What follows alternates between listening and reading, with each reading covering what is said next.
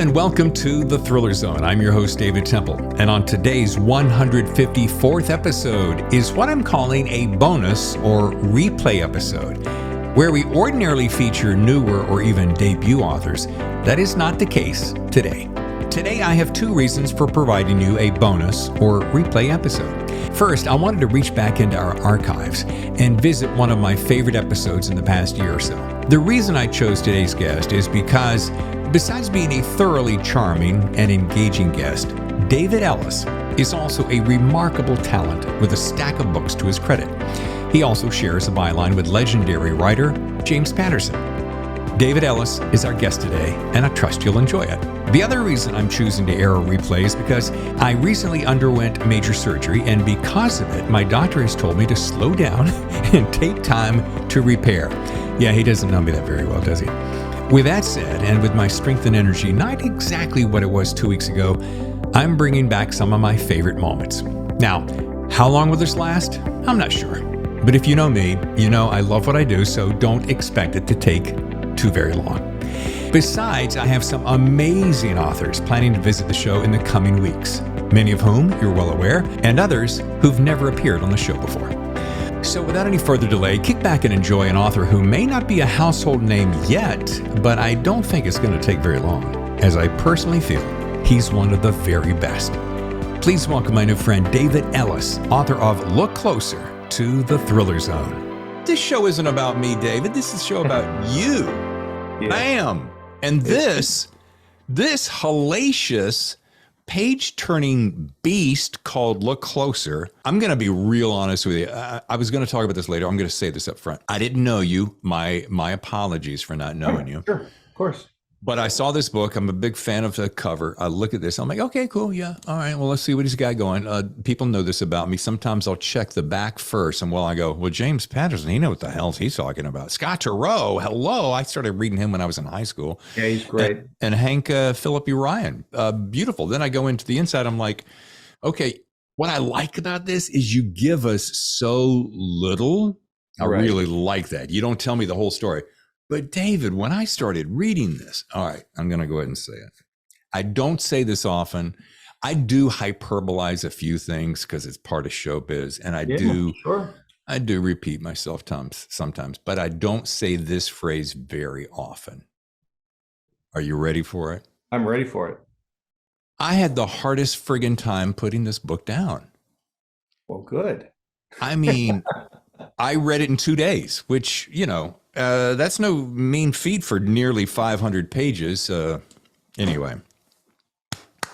Yeah, well, thank you. You try to do that. You try to write it in a way that people don't want to turn away from it. You try to keep the pace up so that it's hard to stop. If it starts getting to a sleepy pace, that's when you start feeling, okay, this is a good time to stop. I didn't want there to be a good time to stop. That's kind of my goal when I'm writing this.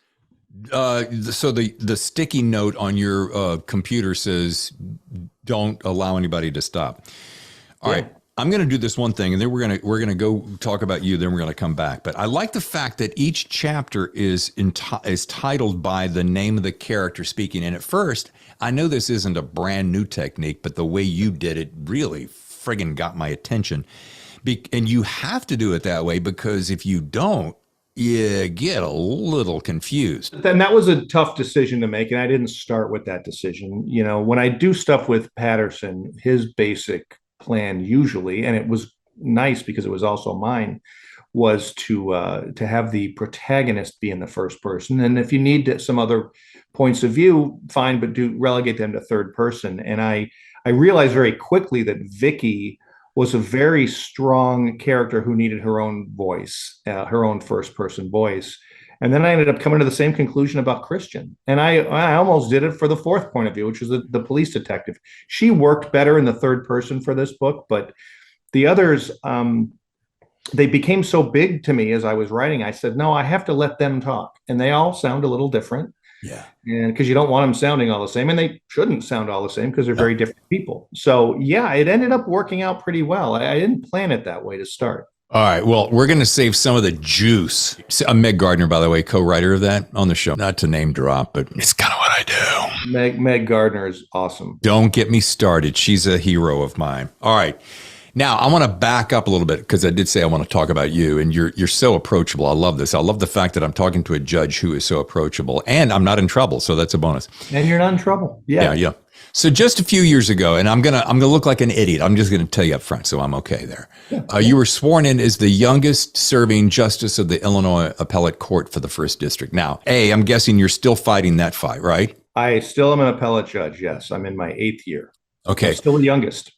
That is impressive. So excuse me, what is part of the silly part of the question, and that is, what exactly is the significance of being the youngest justice? Is it just because generally everybody's old farts? I mean, we have some, one of the judges in my division is 85, and the median age is probably 70. A lot of people, David, are on the trial court first. So I'm on the appellate court, the Court of Appeals. Any case that comes out of the First District, which is Cook County, Illinois, which is dominated by Chicago. So all the crime out of Chicago and all the civil, any civil or criminal appeal goes to me.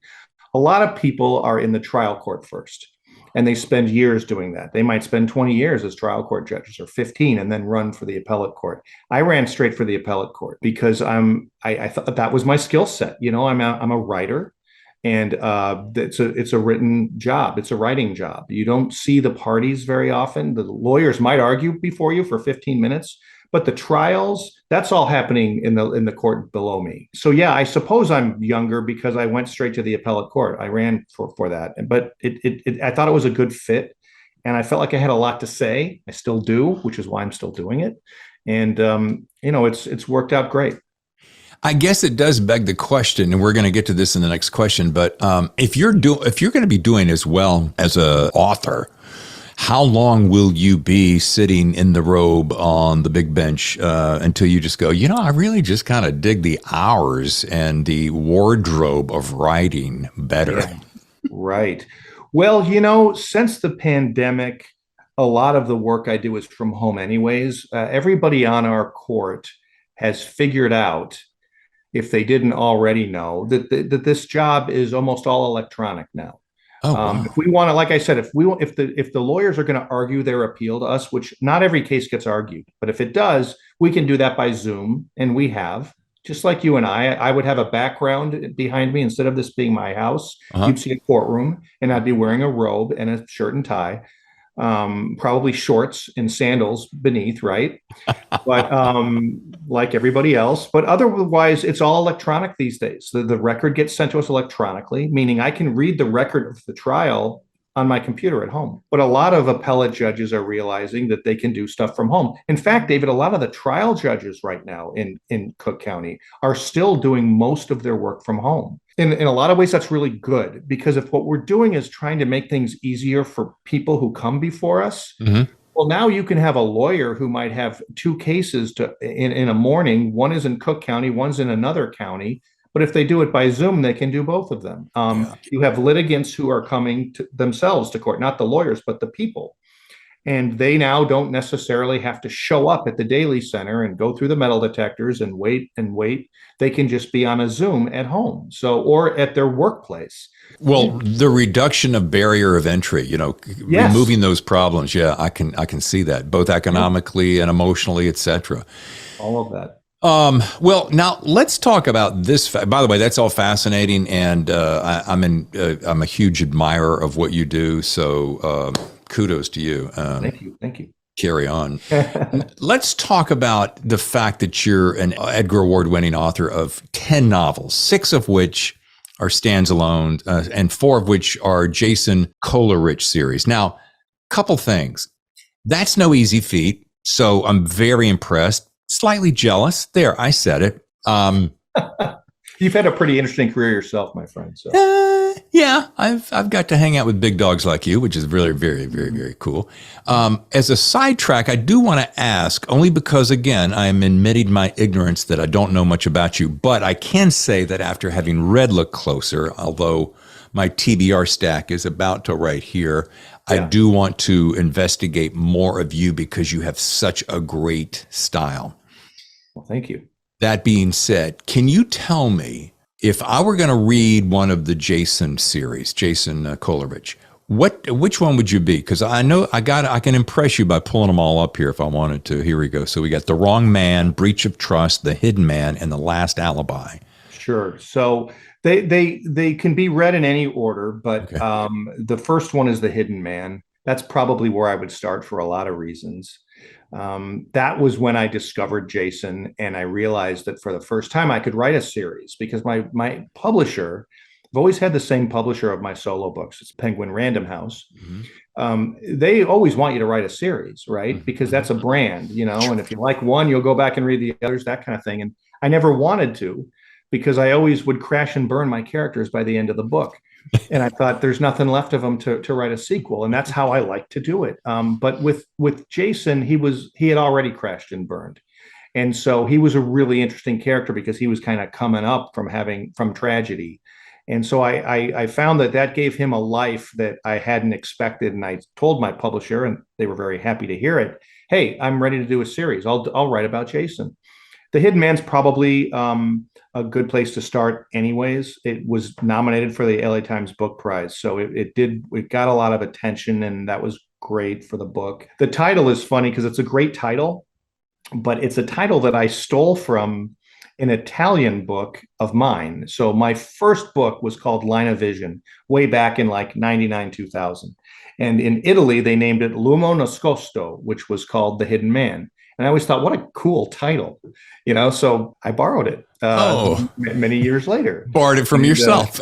Yeah, and that was great. And the funny thing is no sooner do I tell them that I'm ready to write a series than the following happens. So at this point, I'm in Springfield. So I spent a few years. I left Chicago. I lived in Springfield, and I was the chief attorney for the Speaker of the House in Illinois. So I was the top lawyer for the Illinois House of Representatives, and that's when a guy named Rod Blagojevich is the governor.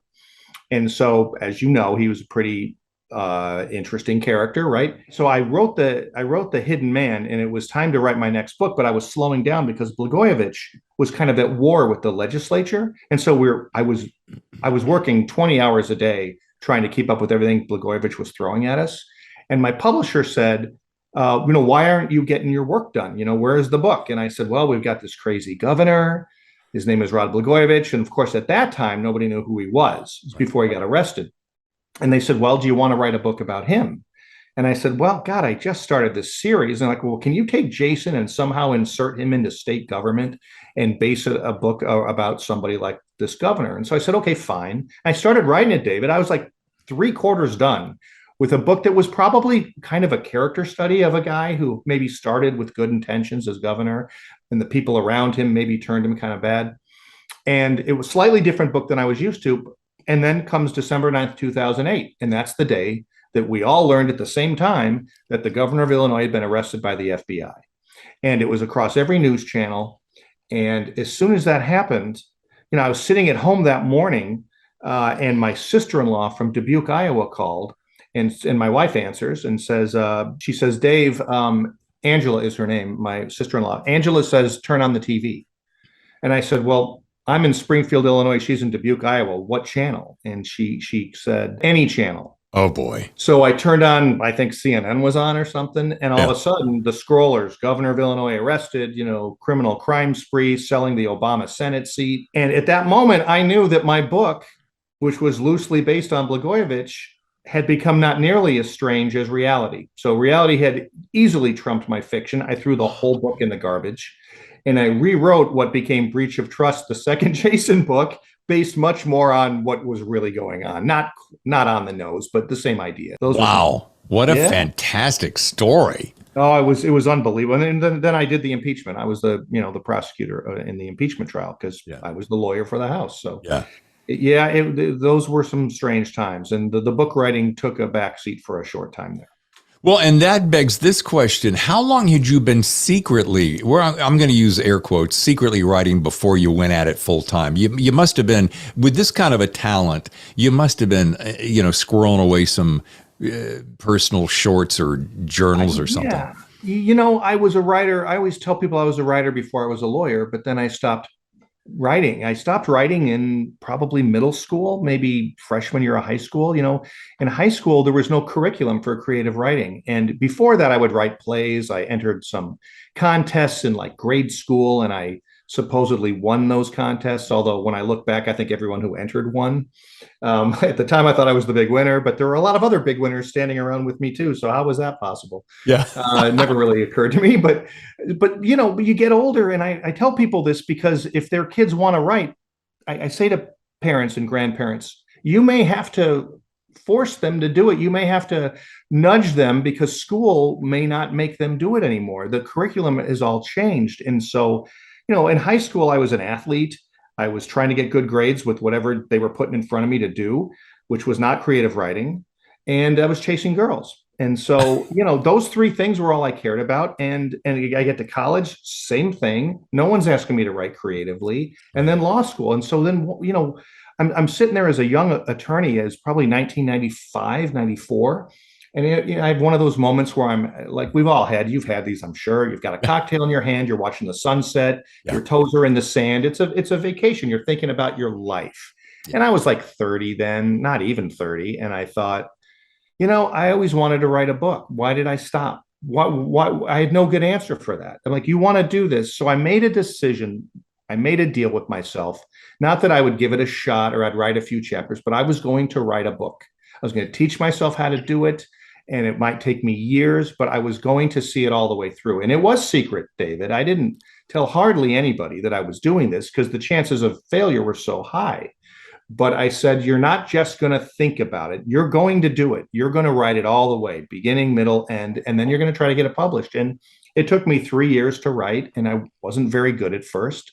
That's Line of Vision, the one that ended up winning the Edgar. And back then, this was before the internet, right? I mean, I'm sending out cold call letters to agents, and I got turned down by 75, 100 agents. Yeah. I eventually, it took me a year and a half. I always say it took me 18 months to find an agent. It took me about 18 days then to find a publisher because we sent it to Penguin. They said, we love it. We want to do it. It won the Edgar Award. And it took off from there. But I got rejected so many times it was ridiculous. Like I had to rewrite my cover letter. I spent as much time rewriting that one-page letter because, David, you could have the best book since War and Peace or To Kill a Mockingbird, which right. But if your cover letter is no good, it's one of 200 they're getting that week. They're just going to toss it in the pile and not even see it. Yeah. Now, at least with email, I could have, in the modern era, I would have emailed my book and they might have read a first couple chapters. I might have gotten in a little quicker. But when it's just based on a cover letter, that better be a darn good cover letter. Yeah. Crazy. But dude, to shoot out of the gate winning the Edgar with your first book, the fact that it took that long, notwithstanding, is really friggin' impressive. It was, yeah. I mean, I'm proudest that I saw it through and got to that point, and it was a good book, and I lived with it for so long. It reminds me of Look Closer because I had stopped writing my own books for a while when I wrote Look Closer, and so at the time I was writing it, there wasn't anyone immediately demanding, "Hey, when's that book coming?" Because I had kind of walked away from my publisher for a bit, in a friendly way, but I had sort of walked away. And that was the same with Line of Vision. Nobody knew I was writing it, right? Nobody knew who I was. And so it gave me time that I don't always have now to let it marinate, to change my mind about things. I wrote that entire book in the third person, then changed it all to the first person. I made decisions like that, which to take months to have to change. But I had that luxury then because I had nobody breathing down my neck to write the next one. Wow. Well, folks, this would be a good place to take a short break. So when we come back and continue our conversation about Look Closer and David Ellis, we're going to be talking about, for those of you who don't know who David Ellis is, he co-wrote with the guy that you probably have heard about. So yeah, stay with us. We'll be right back. And we're back with David Ellis. I'm David Temple. We're on the Thriller Zone, and we're talking about the book Look Closer. But the thing that we were talking about before we went to break is just about how amazing that you came out of the gate winning the Edgar with Line of Vision. But one of the caveats here that I think we need to talk about is the fact, now there are people in both camps. Oh, I love James Patterson, who we're going to be talking about. Some don't like his style. I personally got turned on to him early on, and he became one of those guys that ignited something in my brain. His particular style, some reason, hit me just right, and I said, I can do this. And I started doing it, and it was based upon James Patterson. Here's my question. So you've written 8 with him, which is just silly impressive. What has that, tell my listeners what that experience has been like. Yeah, he is a genius. And he is I have no hesitation in saying the man's a genius. And he always says, we're not here to win awards. We're writing just fun little books. I mean, we're not curing cancer. We're not winning, literary prizes. We're here to tell fun stories. It's all about the story to him.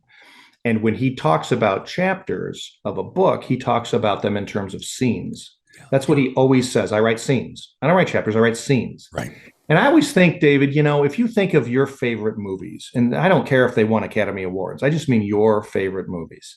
There are probably movies where you could jump in at any point in time and you wouldn't care where you start, where you jumped in. You love every scene. Yep. Like there's no downtime in that movie that you love. Truly. I could probably, if I took 5 seconds, I could probably rattle off 5 movies at least that would fall into that category, probably 10, where I like everything about them. Every scene is cool. There's no, slow time. And that's what he wants. Yeah. He wants every scene to have an exclamation point next to it. It could be scary. It could be thrilling. It could be heartbreaking. It could be hilarious, but he wants some big emotion.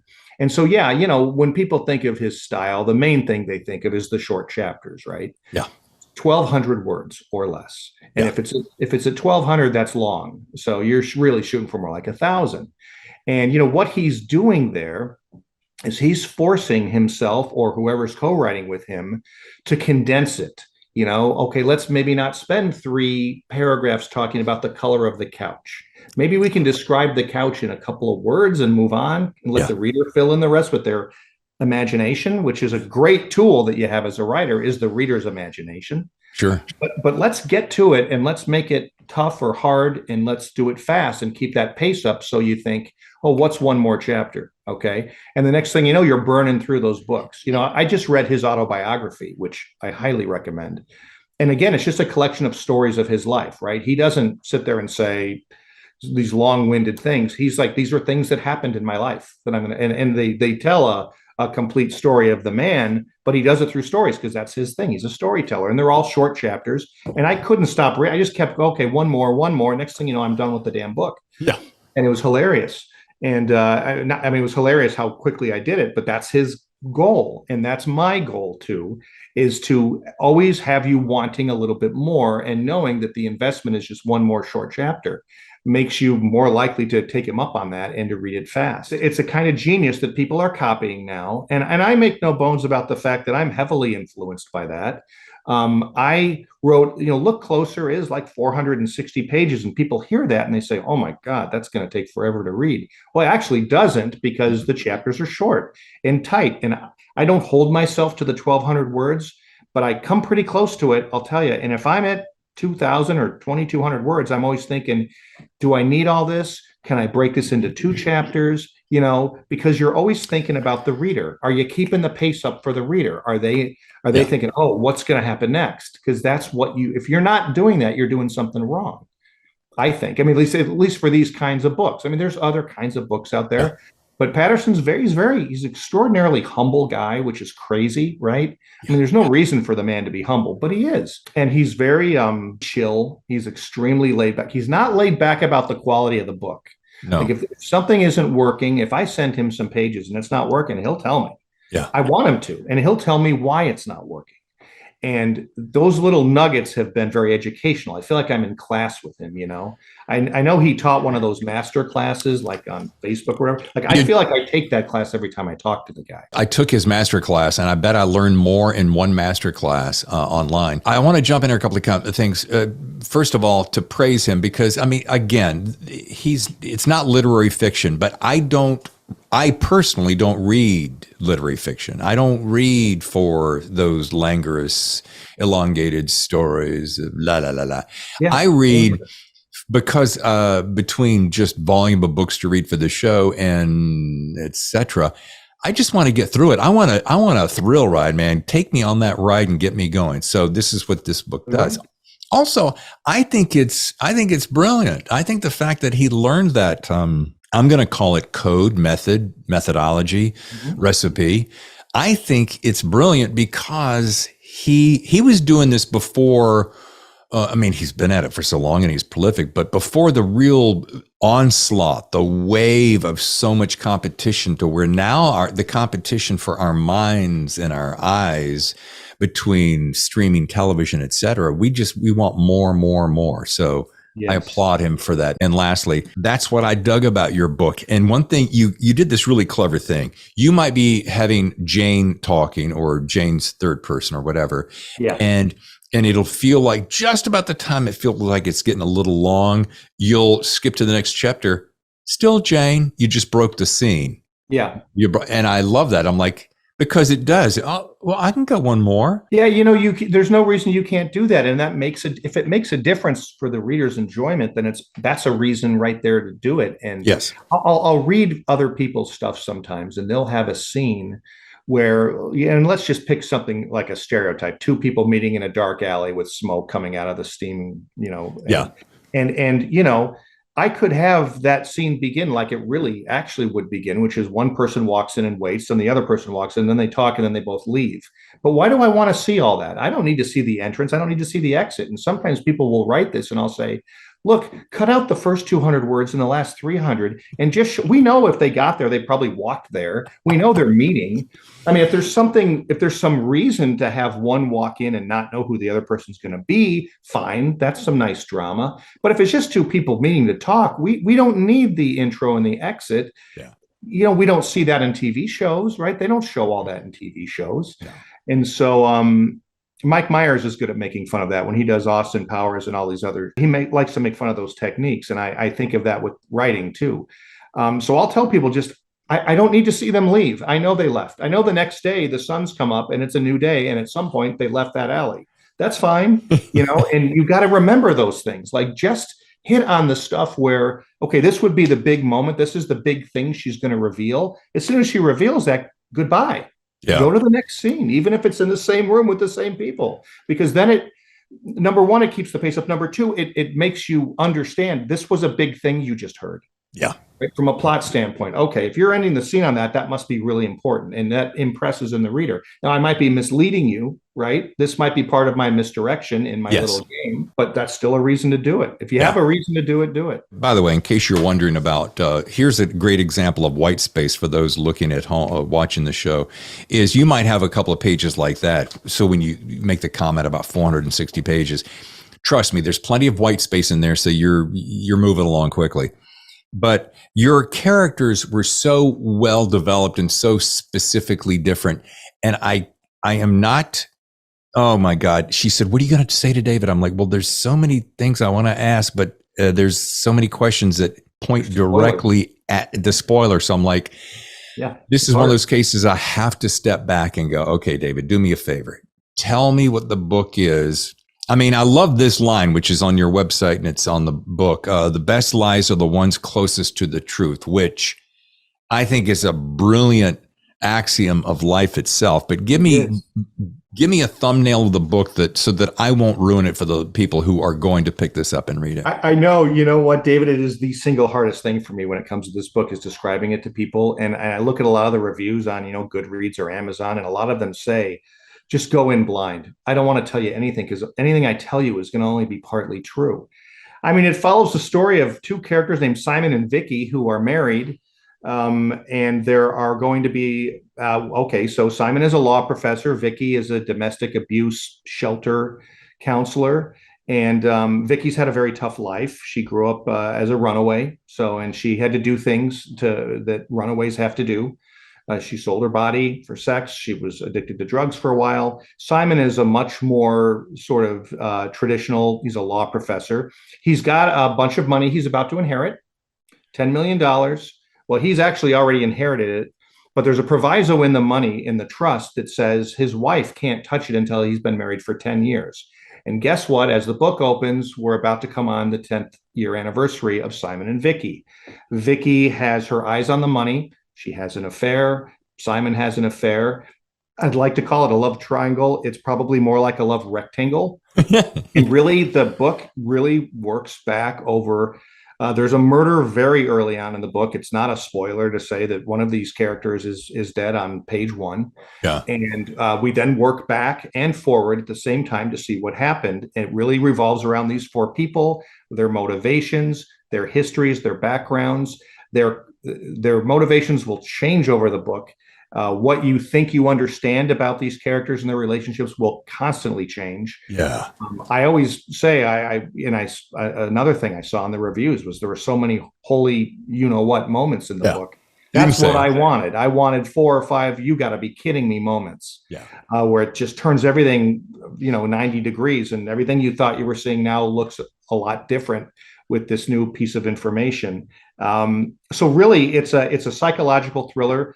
It moves also, the murder is on Halloween. We go back and see the events leading up to Halloween. We also follow a police detective after Halloween trying to piece together the clues. And I try to work all that in a way that's, if it sounds complicated, I don't think it's complicated to read. There's a lot going on, but maybe that's why I had so many different chapters, which makes the book appear to be longer because it's just the sheer number of chapters.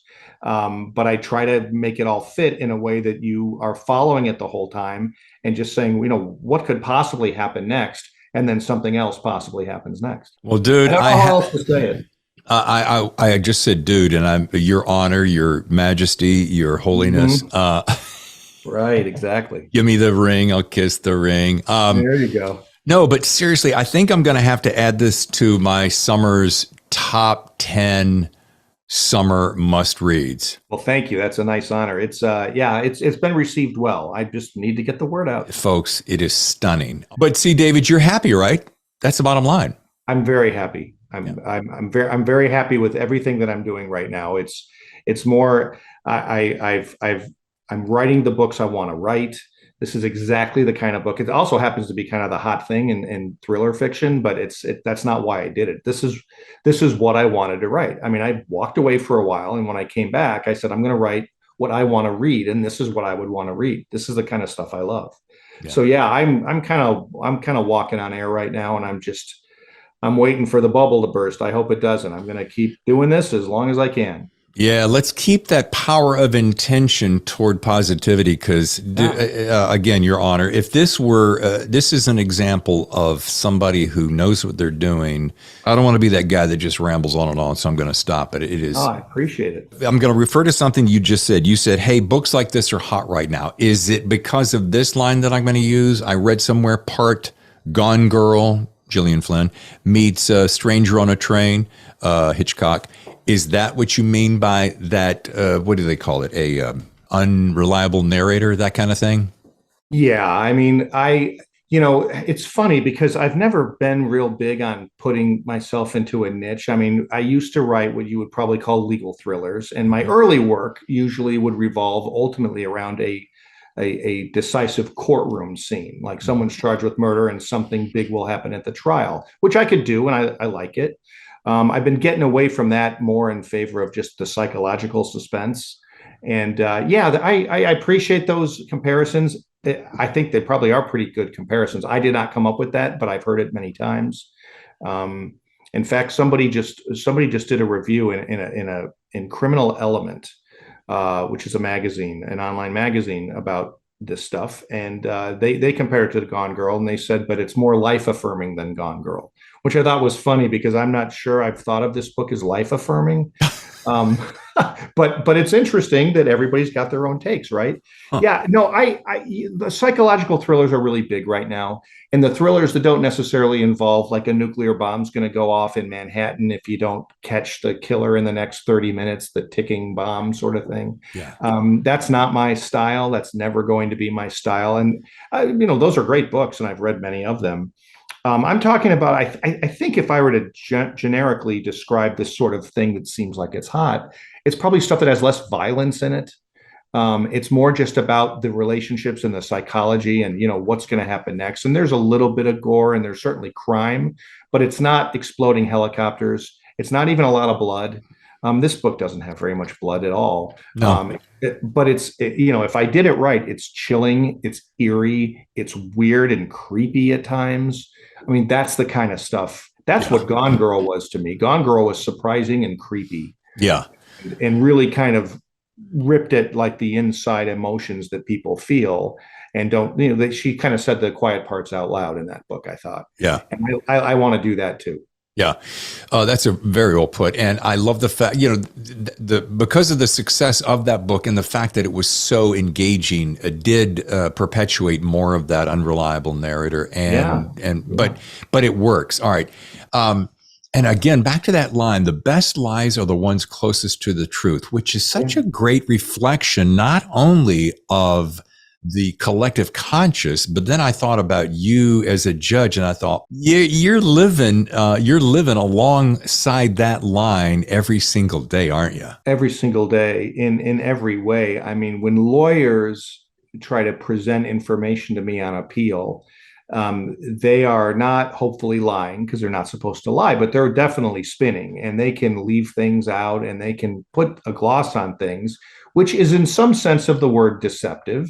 Yeah. I don't mean unethically deceptive, because if it's your lawyer, it's your case. You want your lawyer to tell the story that most favors you. Sure. But it's definitely there's definitely something other than full truth and disclosure going on there, right? Yeah. Maybe deception is a little hard. And then, of course, within the criminal justice system itself, there's a ton of deception going on. The police will deceive suspects sometimes to get them to confess. And of course, sometimes people won't be truthful with the police. But yeah, deception is fascinating to me. And, the way some of the deception takes place in this book was really enjoyable for me to write, because you try to look at it, some of it is just stuff you take for granted, that ends up not being true, but you never even thought it might not be true. And all of a sudden you're saying, well, who said that was true? I never said that was true, or, oh, you assumed this. Oh, because she said this to you, you just assumed it was true. And especially if you're trying to con somebody else, you're focusing so much on that, you may not realize that they're turning it around on you. So it's all psychological stuff, but I think it's fascinating. Yeah. Deception is endlessly fascinating to me. And I'm really not a very deceptive guy in my life. I have a pretty boring, well, I'm not boring, but I'm a pretty straight-laced guy. But I'm always so fascinated by how people are able to not only be deceptive with others, but be deceptive with themselves. People are really good at deceiving themselves all the time. Yeah. So there's so much grist there. There's so much for me to talk about in that area. By no means am I done. Well, no, clearly. Before we get to rapid fire questions and start to wrap the show, I want to ask you this, and I ask this of all my authors, and for a New York Times bestselling author as yourself, Edgar Award winning and so forth, you and this kind of track record, I mean, you don't get invited to the James Patterson Club if you're an idiot. What is your single, and you've kind of referred to it loosely throughout the show, but what is your best single piece of advice, especially to emerging writers? My best advice is to write as much as you can and read good literature. What in the genre you want to write. Just keep reading and soak in the good stuff. It's a process that's very interesting that won't have a beginning, middle, and end. It will just sort of happen. Just read something that's really good. And then, you'll start, maybe even ask yourself, now, look how they did that. Look how they drew me in with the character, not with something long-winded, but with this, or look at the devices that they used. If you just keep reading, it's going to sort of happen. I mean, I didn't know how to write. I didn't have any writing courses in my background. I just knew what was good literature, and I knew how to recognize when my own stuff wasn't good enough yet. Yeah. So I just kept redoing it. And it's just a muscle. You lift weights, you get bigger muscles. You write more, you get better writing muscles. And, people, the biggest obstacle, David, is right here between your ears. Yeah. That is the biggest obstacle. Oh, it's not going to be good. I'm going to be embarrassed. You know what? Just write. And if it's not good, fix it or toss it and do better next time. But if you just let yourself be paralyzed by the fear that it won't be good, you'll never get that first draft that no one's going to read. Let them read the 10th draft. But it all starts with the first draft. So spit it out, reach in and spit it out. Write as much as you can. My best ideas will often come while I'm being inspired by someone else's art. It might be listening to a song. It might be reading. And I'll say I was reading this really good novel and it gave me this idea. And people think that means that literally I'm taking the idea from the other book. That's not what happened. Right. It's just they did something really cool and I felt like a rush. And I'm like, hey, wait, I could do something really cool in this book. isn't that weird how that happens? It happens to me all. It's how I find most of my inspiration. Yeah, it's a beautiful thing that happens. And if you're awake, what I call awake and paying attention, those are morsels from the subconscious, your higher self, that if you'll tap into that and listen, you're going to get a key to your success. So something you wrote triggered something in my mind to go, oh, let me look at it this way. And so it allows me this paradigm shift and only makes me better. So, yeah, absolutely. Yeah, awesome. Wow, that's a great. I'm very happy to hear that. That makes me feel very good that you said that. Thank you. Absolutely. All right, it is time. Rapid fire questions is just a silly little thing that we have fun with. You're not going to get hurt. If you've heard the show before, you know how we do this. That's what I do. What is on your TBR stack that you are currently reading and you're like, wow? I just started reading The It Girl by Ruth Ware, and so she's a bestseller. So I'm not breaking any new ground there. But everything she does, the way she presents information, even a sentence that would seem boring, she writes it in such a vivid way. She brings things to life in a way that makes me insanely jealous. Ruth Ware is amazing. All right, you are road tripping.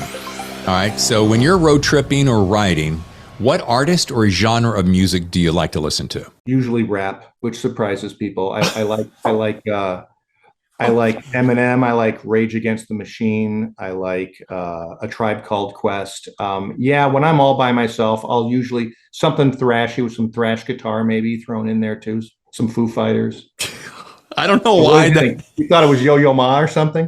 I was going to go with one of my favorites, Dave Brubeck Quartet for classical jazz, or you were going to pull some kind of a country reference or something. I don't know why, but just I love it. Okay. But you know what? It's funny. Like my kids are listening to like Taylor Swift, and I'll like, I like Taylor Swift. She's great. I mean, I used to be much more snobby about my music. Now anything, the hot hits that my kids have listened to, great. I love them. They're great. I can see you right now with a lighter out in a Taylor Swift concert. Probably not anytime soon, but. All right, number 3, finish this sentence for me. On my next completely free weekend, all I want to do is blank. Binge a show on a streaming series. I never get to do that, and I love that. 4th and final, what's the one writing experience you hope to have before handing in your keyboard? I'd like to do a screenplay that has supernatural elements. I've never done supernatural. Patterson and I have talked about doing it. If I wanted to, he'd probably think up something for me. But because he can do that in like a day and a half, he can come up with some idea. He's crazy. He's crazy. But yeah, supernatural. Sixth Sense. Shyamalan sort of stuff. Yeah, I love Shyamalan. I do too. Oh boy. Okay, inside scoop. One day I want to meet James Patterson because I just think he's a genius beyond measure. So, well, he would certainly not present himself to you that way. He'd be wearing a baseball cap. He'd look like he just was fishing or something. Yeah, he'll show up and he'll chat with you, and he's just the most down to earth guy you'll ever meet. I love that. Folks, listen, if you want to learn more about my new friend, David Ellis, go to davidellis.com and follow him on Twitter at David Ellis Books. Dude, this was amazingly good. Well, you're the best, David, and you're a true pro. And I'll be knocking on your door anytime you'll have me. This was great. Well, I'll have you back. And folks, again, the book is Look Closer. Thank you. Yeah, it's been great. I'm blessed. I'm blessed. A lot of things have to come together, and hard work and luck. But also, you have such a great, solid attitude about it. And what you're doing is you're living your passion. And I believe personally, as long as you're living your passion, your place of intention is clear. You're not hurting anyone. You're only trying to be better. You can't lose, right? I agree. And it doesn't feel like work. It's my vacation every day. When I spend those few hours writing every day before I become a judge, before my kids are awake and my wife is awake, that's my vacation. I have vacation every morning. Yeah. Well, once again, David, thank you so much. Well, thanks for having me, David. Your front row seat to the best thrillers.